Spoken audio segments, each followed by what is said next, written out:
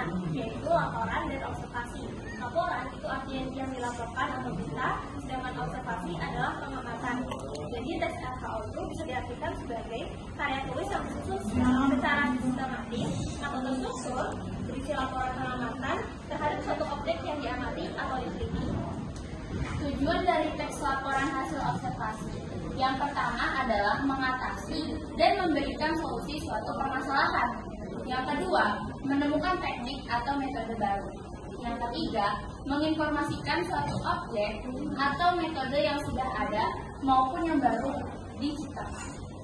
Fungsi dari teks laporan hasil observasi ada dua. Yang pertama yaitu melaporkan hasil pengamatan dari suatu kegiatan atau penelitian dan menjabarkan fakta, informasi, serta solusi atau keputusan sesuai topik yang diteliti. Yang kedua adalah sumber informasi yang faktual. Ciri-ciri teks laporan hasil observasi. Seluruh informasi bersifat objektif. Data dari informasi yang digunakan merupakan fakta dan dapat dibuktikan atau dipertanggungjawabkan kebenarannya. 3. Tersusun secara sistematis dan terstruktur. Sifat-sifatnya itu informatif, yaitu memberikan informasi yang berguna sesuai kebutuhan pembacanya. Komunikatif, bertujuan agar isi laporan mudah dipahami dan juga objektif, mengandung informasi berupa fakta dan data. Nah, selanjutnya struktur. Struktur yang pertama adalah pernyataan umum, yaitu berisi tentang hal-hal umum atau pengantar mengenai objek yang akan dibahas. Lalu yang kedua di deskripsi bagian, yaitu mengenai penjelasan inti mengenai dari objek yang dibahas. Lalu ada deskripsi manfaat, yaitu menjelaskan mengenai manfaat dari objek tersebut. Lalu yang terakhir ada kesimpulan, yaitu berisi pesan atau kesimpulan dari informasi yang sudah dibahas. Nah, terakhir ada kaidah pembahasan dari teks RHO. Ciri-ciri pertama penggunaan kata dan kata nominal. Kedua, penggunaan kata verba atau kata kerja. Ketiga, penggunaan kata penghubung. Keempat, penggunaan kalimat definisi dan deskripsi. Kelima, penggunaan istilah teknis. Keenam, penggunaan kalimat kompleks dan simpleks. Ketujuh, penggunaan kata sifat. Kedelapan, kata baku sesuai KBBI. Dan terakhir, penggunaan menunjukkan kata. Nah, selanjutnya ada contoh teks RHO yang berjudul tanaman lidah buaya atau aloe vera. Nah, teman-teman, di sini terdiri dari 4 paragraf. Paragraf yang pertama itu adalah pernyataan umum, paragraf kedua deskripsi bagian, paragraf ketiga deskripsi manfaat, dan yang terakhir paragraf keempat itu kesimpulan. Yang tadi tanaman lidah buaya atau aloe vera itu, mari kita mengidentifikasi kaidah pembahasan yang ada di teks yang tadi.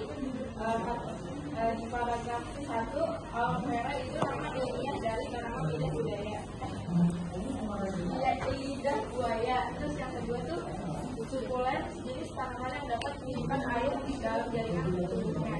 Terus yang ketiga tuh Liliaceae itu klasifikasi keluarga tanaman lidah buaya, itu di paragraf 1. Di paragraf kedua itu ada konsep, yaitu susunan tanaman lidah buaya.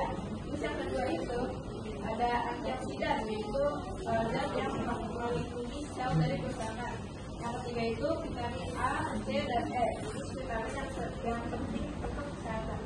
Selanjutnya saya akan menjelaskan tentang kalimat definisi dan kalimat deskripsi yang ada pada teks laporan hasil observasi tanaman lidah buaya atau aloe vera.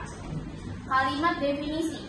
Tanaman lidah buaya atau dikenal dengan nama ilmiah aloe vera adalah jenis tanaman sukulen yang berasal dari wilayah kering Afrika. Kalimat ini mendefinisikan apa itu lidah buaya dan memberikan informasi tentang nama ilmiah atau jenis tanaman. Yang kedua ada kalimat deskripsi. Lidah buaya memiliki struktur tubuh yang unik.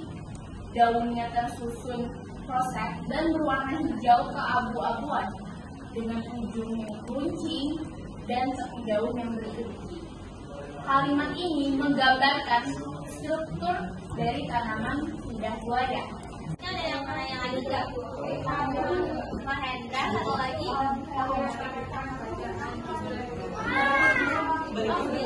Oke, karena sudah ada 3 pertanyaan, sudah ada 3 tiga penanya. Selanjutnya kita boleh satu-satu. Jadi pertanyaannya, bagaimana cara menentukan objek yang tepat untuk teks kelompok? Pilih objek yang spesifik dan tentunya ada tujuannya. Objek bisa berupa benda, makhluk hidup, fenomena, ataupun peristiwa. Pastikan objek tersebut cukup spesifik untuk diobservasi secara mendalam dan mendetail. Kedua, dan yang akan dibacakan oleh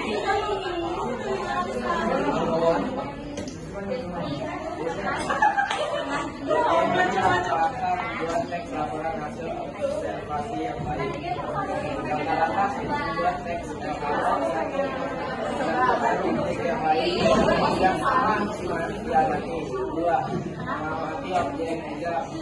Menyimpulkan materi dari objek yang diamati. 4. Menuliskan seluruh laporan dalam teks laporan berdasarkan keahliannya tidak.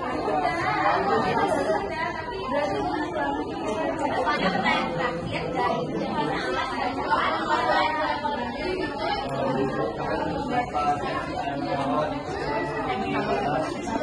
melatih komunikasi dan berpikir secara struktur. ya dari presentasi kelompok kami, terima kasih pertanyaan yang sudah ada. Assalamualaikum warahmatullahi wabarakatuh.